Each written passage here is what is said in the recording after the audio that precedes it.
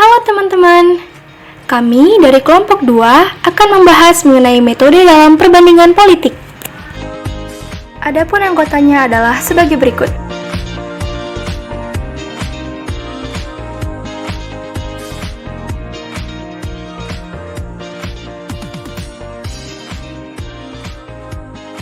Terdapat dua metode dalam perbandingan politik. Yang pertama, ruang lingkup perbandingan. Yang kedua, metode perbandingan. Apa itu ruang lingkup dalam perbandingan politik?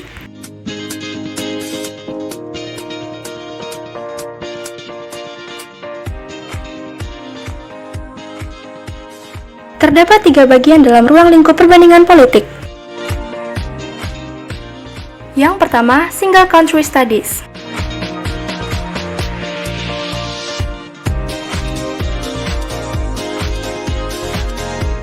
Single Country Studies secara sederhana adalah sebuah studi yang menggunakan data empiris secara eksklusif dari satu negara. Penelitian satu negara atau single country tidak ditentukan oleh metodologi, yakni satu negara mungkin kualitatif atau kuantitatif, historis atau kontemporer, ideografis atau teoritis. Juga tidak berdasarkan ukuran sampel, yakni studi satu negara dapat berupa studi kasus tunggal di tingkat negara, atau memperluas studi kuantitatif menggunakan data subnasional, administratif, atau individu.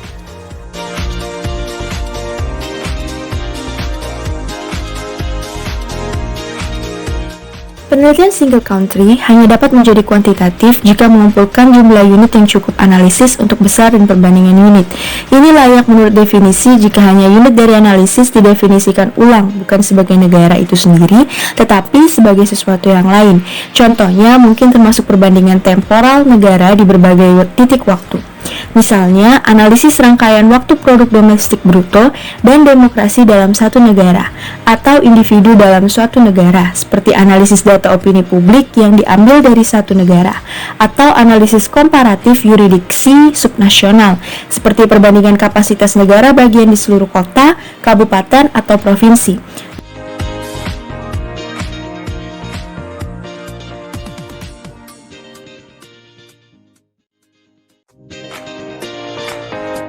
Yang kedua, Few Countries.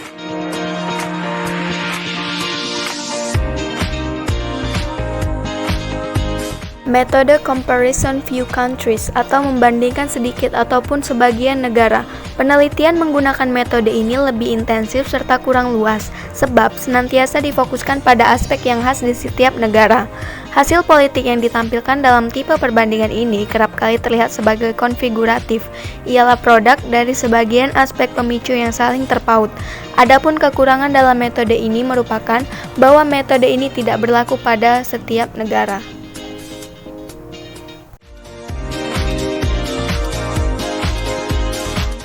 Metode comparison few countries dibagi menjadi 2 jenis. Yang pertama, most similar system design.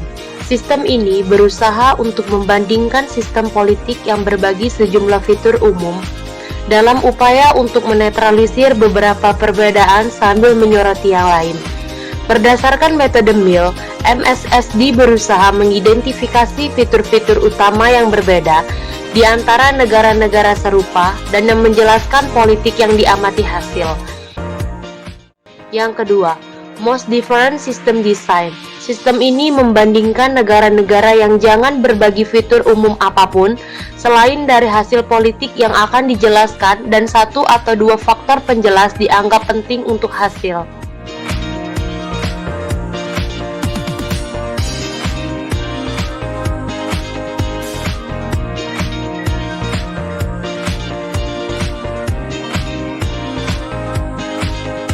Yang ketiga, many countries. Many countries comparison atau membandingkan banyak negara adalah metode perbandingan yang berusaha untuk membuat studi perbandingan dengan memperbanyak negara sebagai fokus kajian. Tingkatan pengetahuan yang ingin dicapai oleh metode ini adalah abstraksi atau generalisasi sehingga metode ini berorientasi pada kesamaan di antara negara-negara yang menjadi objek penelitian. Berdasarkan metode yang telah dikembangkan oleh Landman tahun 2003, negara yang diperlukan dalam sistem perbandingan banyak negara ini setidaknya membutuhkan 20 negara sampai 50 negara. Contoh kasus yang menunjukkan implementasi metode ini adalah ketika seorang peneliti ingin menyelidiki hubungan antara partisipasi politik dan tingkat pendidikan di beberapa negara.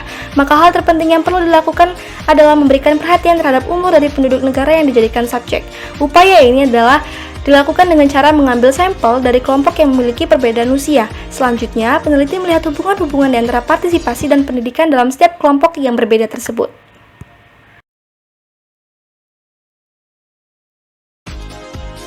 Adapun, dalam metode ini juga memiliki kelebihan dan kekurangan. Kelebihannya adalah 1.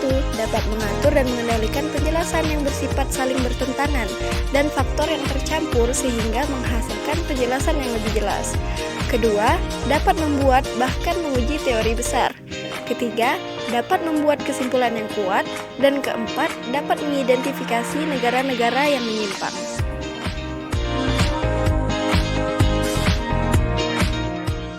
Adapun kekurangannya, yang pertama, yaitu ketersediaan data yang biasanya tidak memadai. Kedua, pemilihan kasus justru dikendalikan oleh ketersediaan data, sehingga metode ini tidak dapat menjangkau perbedaan yang ada di setiap negara. Ketiga, terkait dengan keandalan data. Keempat, metode ini cenderung tidak tepat dalam pembuatan konseptualisasi. Apa saja metode yang digunakan dalam perbandingan politik?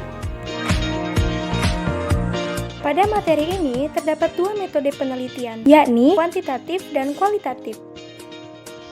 Yang pertama, metode kuantitatif. Metode kuantitatif merupakan suatu metode penelitian yang digunakan oleh peneliti dengan cara meneliti populasi atau sampel dengan menggunakan alat ukur atau instrumen yang digunakan. Umumnya terdiri atas metode survei dan metode eksperimen. Dengan analisis data yang bersifat kuantitatif atau statistik, maka memudahkan peneliti untuk membandingkan suatu negara dengan negara lain.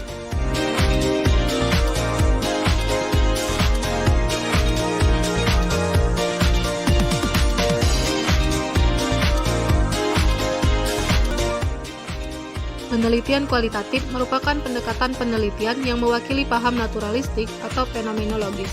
Pendekatan kualitatif dilakukan dengan observation, participation untuk membuat deskripsi, gambaran, lukisan, atau makna secara sistematik, mendalam, faktual, dan akurat mengenai fakta-fakta, sifat-sifat, serta hubungan antar variabel yang diteliti.